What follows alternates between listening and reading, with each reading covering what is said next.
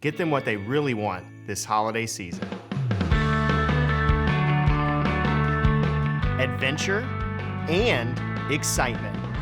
Conquer the holidays by leasing the 2020 Honda CR-V LX all-wheel drive for only $187 per month. That's right, give the gift of the all-wheel drive CR-V for only $187 per month. Erie is who we are, Honda is what we drive. I guess for ease of everyone else once they have the video. So first question was for everyone, how challenging has this time been trying to adapt to the way that things have changed? I guess I'll go first. It's been challenging. Obviously in as college students and college coaches, you have your regular normal challenges of academics and study hall and trying to just be a college student and adjust to the social norms of everything that's going on. And to add on top of that, things like the coronavirus and having to adjust to wearing masks and social distancing and not being able to do things that you would normally do in a regular year has been a challenge. It's been hard. And I applaud these guys, for what they've done, what they've come through, because I know it hasn't been easy. We've asked them to do things that in a normal year, we wouldn't ask them to do. So I really do applaud these guys and getting to where they are. We had a great semester. We've accomplished a lot in the first semester as far as, basketball wise. We had a great semester academically and, with all the things, the testing weekly, 3 times a week, that is, the wearing masks, the social distancing, the not being able to go out and enjoy the city of Erie. It's been hard on these guys. And, I applaud what they've done. They've done a really good job. Yeah, so I would say it's definitely been like huge challenge, the whole way we're living right now. Definitely a big adjustment from any other year, my first year to this year. I would say it's definitely a huge adjustment. It's challenging the way you because any day it could change, you never know.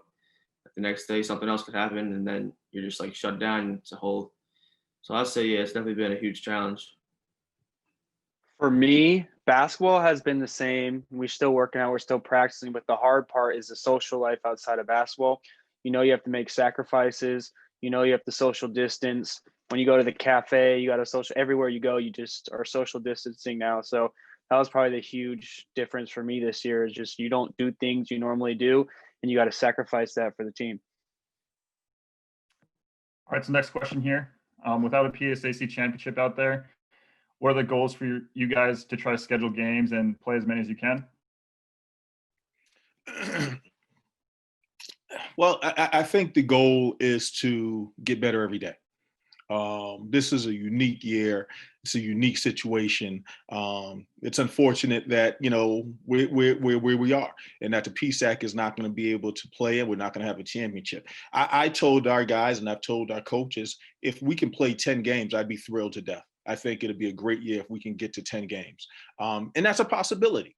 There's certain things we have to do in order to do it. We talked about the sacrifices a team has to make and the things that we have to do with the social distancing and the mask and the testing. There are a lot of things we have to do to accomplish that. But the goal, I think, for us is to take a step every day and get better. And, as a coach, I thought we had an unbelievable first semester. And it's unfortunate. I know the guys want to play, and I know that's for them. That's the goal. That's the prize. That's what you get for all the hard work, the games. And I know for them not being able to play games, that was difficult. But as a coach, we got in the weight room and we lifted. We had 8 new guys on the team. We were able to acclimate them to the team and put in our offense and put in our defense. We accomplished so much in the first semester that I'm leaving the first semester going into the second semester has made. So again, it's hard and the games those are the prize for the players. But as a coach, we've come so far in since the first semester, and I couldn't be more thrilled about where we are right now. Yeah, I would say the main goal right now is just keep getting better as a team, individually. Just keep getting better, working on your game right now, because obviously we can't play any games right now. So everyone's just working on themselves and stay in shape, be ready. And if we can get some games in along like the road in January, then we'll be ready to play. Yeah, the crazy part we've been talking about as a team is we don't know if we're going to play. So it's kind of random. So we got to stay ready. We have to practice. We have to lift. We have to shoot. We have to do everything we normally do. But we just got to hope we can get some games, and we don't know. So we got to be ready. Even if we don't play, we have to be ready. All right, so next question up here. Just basically, how tough has it been to try and find games, considering like the different protocols and different rules in different states and such? It's I don't know if it's been hard. You have to be prepared to play at the drop of a dime this year. I think it's going to be, as we move, I mean, it's already been this way, but as we move into the next semester, as we move into the spring, we will get calls from schools that say, "Can you play tomorrow? Can you play in 2 days?" That's the type of year it's going to be. So for me, it's going to be a little different for the team also, because I'm a guy that's used to preparation, preparing the team, getting the team ready, scouting reports, film, things like that. This year, we may not have that luxury. This year, we may have to, at the drop of a dime, say, "Hey, I got a call today, and we're playing tomorrow." And it's for the guys on the team, it's going to be like high school AAU basketball. Pick up and go, and you just go and you adjust on the fly. I think that there are going to be teams that want to play. I think there are teams that on all levels have the ability to play, that will lose games, and we'll be on their short list of teams that they call. We've already scheduled games with some teams in our league. We've scheduled games with some teams out of New York State. So we're already putting games on the schedule. But I also think as we move forward, we're going to have some some teams that call us on short notice that want to play because they lost games because of teams testing positive for COVID-19. So next question up here. In what areas do you feel this team has improved from the beginning of the practices, and what should be expected from this Gannon team this year when they do step on the floor? Yeah, I feel like we definitely improved since our first practice, probably back in like August, September, our first practice to right before we got sent home. I definitely think we improved overall as a team, playing together, playing hard, just overall just got better. And this year for us, what I expect, I mean, just a team that's going to come out every game, play hard, play together. So yeah, that's it. Work hard. We worked really hard as a team and individually. So I feel like we got a lot better. Our team defense got better. We figured out how to play with each other. We were shooting, we were lifting, so we got stronger. We got more skilled. And I just feel like from those 4 months, we got a lot better. And I think we can expect Gannon to play really hard and be good next year. And I think we can do a lot of good things. Yeah, I mean, for me coming into the year, we brought in 8 new players. We returned some very talented players, and I knew that the talent was there to be a really good team. So I was excited about the talent, but for me, it was how fast can we get this team to come together and be a team. There are a lot of positives, with this team. One, they like each other. They get along. They're always together. They hang out. That's important for any team that wants to win a championship. 2, they like to play. They're always in the gym. I got to kick them out of the gym and tell them to go study sometimes, but they're always in the gym. They want to get better. They love to play, and that's very important. So with those ingredients, we have what we need to be a championship team, and I'm excited about that. You know, what we've done since we've been able to practice is we've definitely improved defensively. That's something that's been, you know, since last year, our calling card. We've been very good defensively. We've improved defensively. We've been able to put in our defensive schemes, and the team, the new players, they've been able to pick up what we want to do and how we want to do it. You know, offensively, we've put in our offense. We've changed it and tweaked it a little bit since last year. So offensively, what we're doing, even for the returning players, has been a little bit new. So we've been able to put all that stuff in, and we're at a place now where our motion offense is really, really looking good.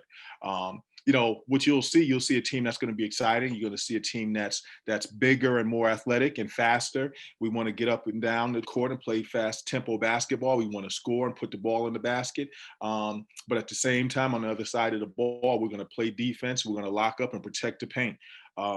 This is going to be an exciting team. This is going to be a very talented team, and I can't wait to actually get a chance to play some PSAC basketball and establish ourselves as one of the top teams in the league. All right, so next question up here. I guess, has there been any conversation about the possibility of playing the other two local PSAC schools more than usual, given the protocols and how geographically close they all are? Absolutely. We excuse me. We you know, Mercyhurst, Clarion, schools like that, schools that want to play, we will play. You know, we've even spoken to Damon, which is not in our league, but over the border here in New York State. And then we've been put on notice. I've spoke to a lot of the local, and when I say local, I'm talking about 3 hours radius, Division I teams that say, hey, if things happen, which they will, you know, this is that type of year, teams will drop out. Teams will have to sit out for 14 days. If that happens, will you guys be willing to play in short notice? And that's absolutely. Our guys want to play. And one thing we don't do, we don't duck anybody. We play anybody anytime. And we will do that this year. I have full confidence in my guys. They work hard. They're talented. And if we get a chance to play, we'll accept the challenge. So how has this situation then made, I guess, the team come together more than it might in other years, as far as just team camaraderie and team chemistry and stuff? Yeah, I think this year especially made us closer, like, together as a team, because, like, outside of our team, we're not really hanging out with, or not really supposed to be hanging out with everyone else. So outside of basketball, we're always with the team, whether it's like in off camp, like not like in the basketball house, like if we're all together.